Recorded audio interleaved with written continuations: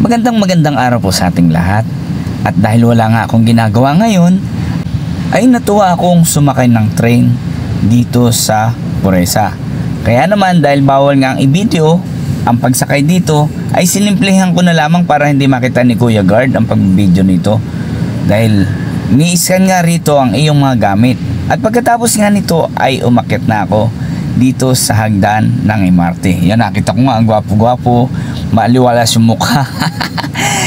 At siyempre, tuloy-tuloy na akong pumasok dito sa loob ng train or stasyon. Kaya naman ang una rito gagawin mo ay pumila para bumili ng ticket.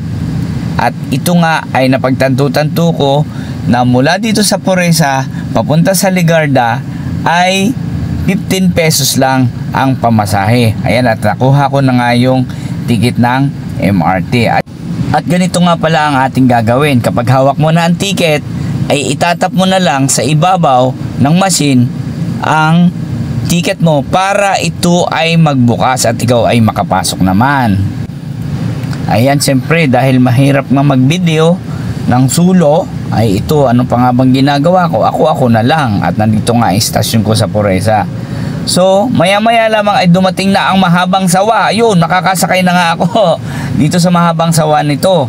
At siyempre tingnan natin kung anong excitement ang mararamdaman ko sa loob nito, kasi siguro mga 2 years after na ako hindi nakakasakay dito dahil puro na lang ako drive motor, so wala akong chance or time na makasakay dito sa MRT.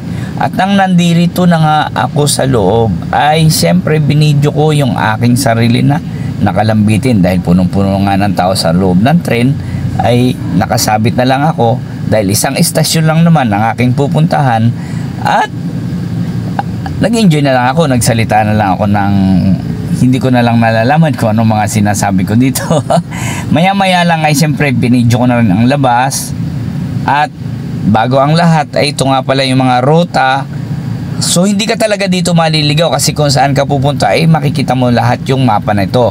At ito rin naman ang makikita mo sa labas habang nakasakay ka sa train na ito mula Puresa papunta sa Ligarda.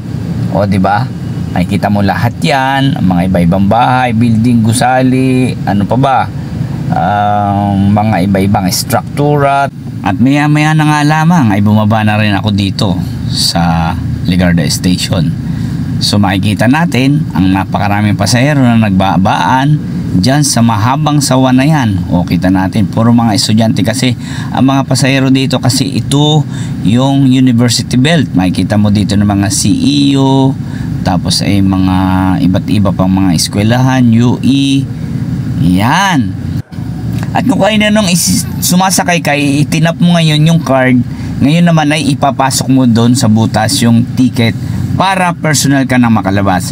So guys, kung nagustuhan nyo ang video na to at sana pandagdag din ng kaalaman kung paano sumakay ng train, ay please share na lang ang aking video. Salamat!